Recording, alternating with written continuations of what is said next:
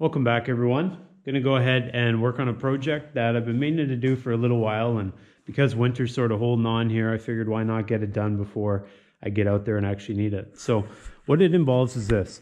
This is my 2005 Polaris Sportsman, the 700 Twin. Now, if you've seen any of my other videos, you've probably seen me go through and do a little bit of work on this thing here and there.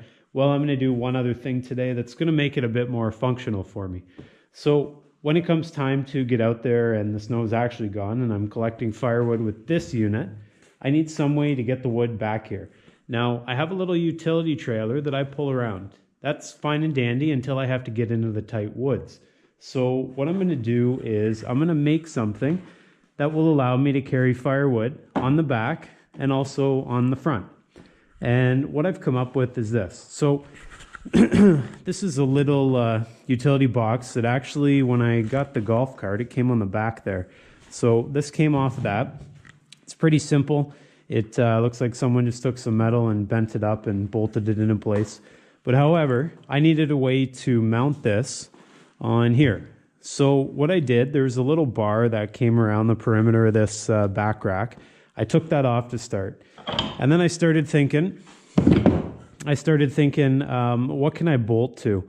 And in order for me to bolt this permanently to this rack, I'd probably just go ahead, back out some of the existing bolts, get longer ones and replace them.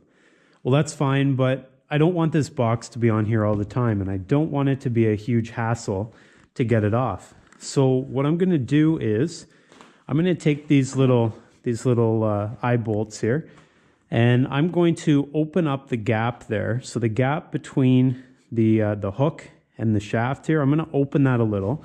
And my intentions are rather, I'm going to have that gap opened a little, and I'm going to be able to hook it on to these racks or these bars that are already on the rack.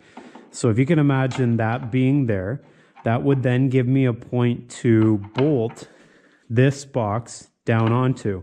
It will also make it easy because I'll just be able to unbolt the nuts from inside the box. This will then fall loose downwards, and I can then just unhook them and take the box off. So that's the goal. In order for this to work, however, I need to make it so that the box doesn't rub on the seat. As you can see here, the seat has a bit of a rise to it. So I've just taken some scrap lumber I've got here. I'm going to put 2 pieces down, sort of like that. And that'll just allow that box to sit just higher than the seat.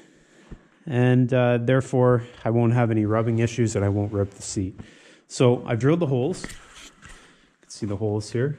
1, 2, 3, and 4. I've drilled the holes, and I'm now at the point where I'm going to take the hammer and I'm going to take this chisel here.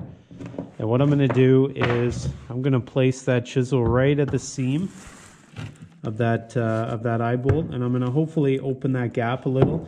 And I just want it open enough, as I mentioned, so that I can hook it over this particular rack setup already on the machine, and give me something that I can then bolt to.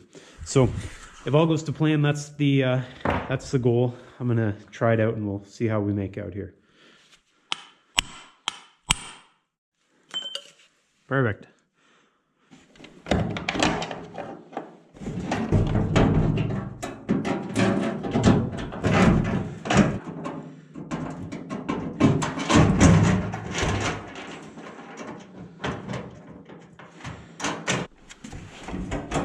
Okay, so overall, pretty easy.